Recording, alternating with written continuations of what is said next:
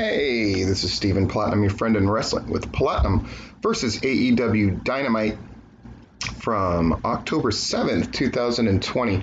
The first note that I would have about this show is it was Jericho's 30th anniversary of being in the wrestling business, and they had been floating around this great clip package of Jericho talking about Luther. And it was amazing, and it was all over AEW Dark, and they had shown it previously, but they didn't show it on this episode at all, which I found insane. So to the majority of the people watching Dynamite, they didn't really get the full picture. Now, they saw Luther attack him in the midst of a brouhaha that happened on a previous Dynamite. Like, there was nothing to put together why this main event was happening in the main event spot. So to many people looking, it just looked crazy because it's like, why wouldn't Cody and again, small stuff, right? But all those people who put in the work on that clip package about Jericho talking about Luther, and then you have this main event where you don't have the dots connected for first-time viewers. Again, as AEW continues to expand and grow, I would urge them to always look particularly at Dynamite, because that's where you're going to get the most first-time viewers.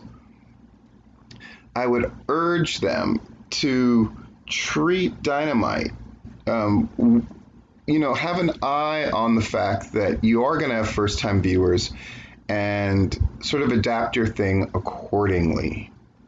I think you'll find long-term growth and all the other great things that come of it, and including it'll tighten up your booking, and it will take advantage of the guys that are doing, the men and the women that are a part of putting these, producing these segments that are so fucking good. It is a strength, and you want to take advantage of that and enhance the booking that's going on and introduce it to more people. All right, we got Dynamite, we got 30th anniversary of Jericho clips, though not the ones I was talking about, and fireworks. So they open it up without the opening thing, which I think is totally appropriate because we're really emphasizing the Jericho stuff, which is great. We got Ricky Starks, Taz, Excalibur, JR, and Tony. My fucking God, at the commentary table. Tonight we're gonna have Jericho and Hager against Chaos Theory. Cody against Brody Lee for the TNT title, of course. Big Swole against Serena Deeb. So not hide nor hair of Hikaru Shida for weeks, seemingly. FTR against TH2. And Brian Cage against Will Hobbs. And we're opening with that. Wow, wow, wow. It's for the FTW title. First time that's been defended after it was mentioned months ago. So I guess they're going to keep that going or make that a thing. Okay. Good match. Really made Will Hobbs look good and made Brian Cage look good. Brian Cage wins. Ricky Starks comes to help with a beatdown. And then Darby Allin comes with a skateboard and sends them running without a physical confrontation, but I think that's smart. Continuing to book and continuing to have these guys in each other's orbit, really smart. And then a whole bunch of people congratulating Jericho. And I thought these segments were really, really great. It does show that Jericho is sort of their star that transcends merely being a wrestling star. Slash, Dennis Miller, Hiroshi Tanahashi. It was really unexpected. Ted Irvine, of course, his father, fantastic, and Bully Ray. Both the Bully Ray, ending on the Bully Ray one. I don't know how I feel about it, but it was something. Lance Archer promo, good solid stuff. Second match, TH2 against FTR with Tully. Young Bucks watching on. Oh man, this Young Bucks thing, it is what it is. We get a split screen where we continue the match at some point. FTR win with a power and glory finish. Works really well. TH2, I think with presentation, there's just no way they're ever going to be seen as an upper tier tag team. But in a tag team as deep as AEW's, you need people at different levels of the game. And TH2 serve their purpose, certainly. The Bucks super kick the cameraman. Oh, lame as shit. It's just lame as shit. I don't know what to tell you, but at this point, they've sort of committed to doing this thing. So they're going to keep it going. I can't bust their balls for that.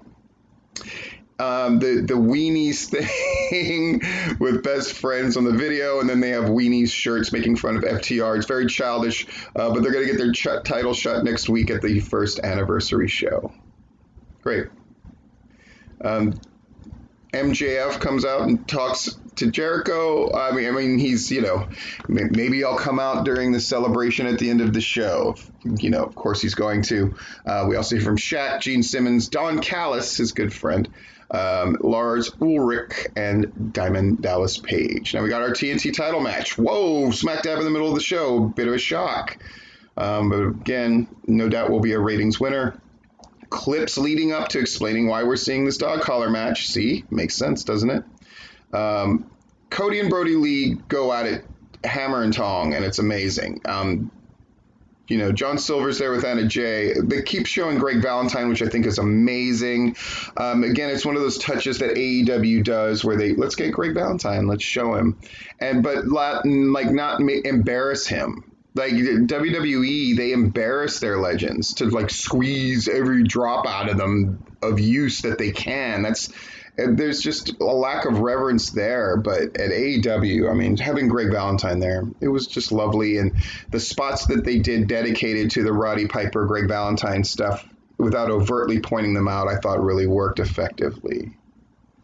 Really, really great. That package pile, just all of this package pile driver through the table is so bananas. I can't believe they did that during the commercial break split screen. I don't know about the wisdom of that. I get what you're doing, which is we want to teach people to look at this shit, and it's important. And in clip packages later, it won't matter because, of course, you'll show it not in split screen. But and Cody wins. Fantastic. I thought him doing the promo, it was a great promo, though I just wish they could have just left them both lying there and carried to the back. And then they set up Cody versus Orange, which is really strange to me. But it is what it is. Does that mean Orange is going to win this thing? I guess we'll see. Commercial. And then we come back. We're going to have a tournament. It's going to have Kenny Omega now. It's going to have Jungle Boy. It's going to have Rey Fenix. It's going to have Wardlow, Colt Cabana, and Adam Page. And so who are the other two going to be? Wait and see. The tournament is shaping up. I'm not a big fan of the tournament format. I think it's lazy. But at least we have the story of Omega and Page possibly going at it. Then we have Kenny Omega cutting a promo with Alex Marvez. This was shit. Boy. And it's not, I don't get Kenny Omega. I love Kenny Omega. But this promo was trash. It's really not great. Match number 4, Serena Deeb against Big Swole. Okay, it was fine. Big Swole wins. I love the Dirty Dancing finisher. Okay. They keep pushing that Big Swole is the number 2 contender. Cool, so maybe we could do her and Sheeta or something? Yeah, the state of the women's wrestling thing in AEW is piss poor. Moxley cuts promo about Archer. Really great. Really looking forward to that match. And now our main event. But first, congratulations to Jericho from Lance Storm, Kevin Smith, Eli Roth, Gabriel Iglesias, the comedian with Chavo Jr. on his screen, Steel Panther, Ultimo Dragon, Paul Stanley. Yeah, Jericho's a big fucking deal. Commercial, come back, and Jericho and Hager to the ring.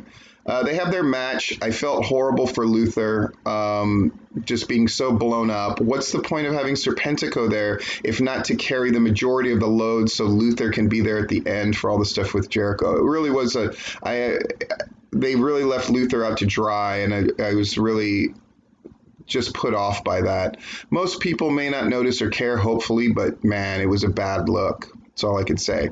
The Jericho promo where he's going to cut kind of a babyface promo is interrupted by MJF. That segment did not work. I just wish there was another adult in the room to kind of filter stuff through and go like, all right, if this is what we're going for, how can we get the maximum out of this?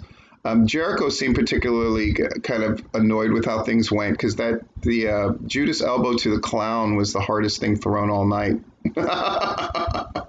And then we're off the air. So a Dynamite that will do successfully, but the cracks in the foundation that are showing are things that are going to cause long-term down the road issues, but they're not going to feel the effects now, and that's what I get worried about with AEW. But I will say, overall, very good show with a very great match right there in the middle. This has been Platinum versus AEW Dynamite. From Stephen Platinum, your friend in wrestling.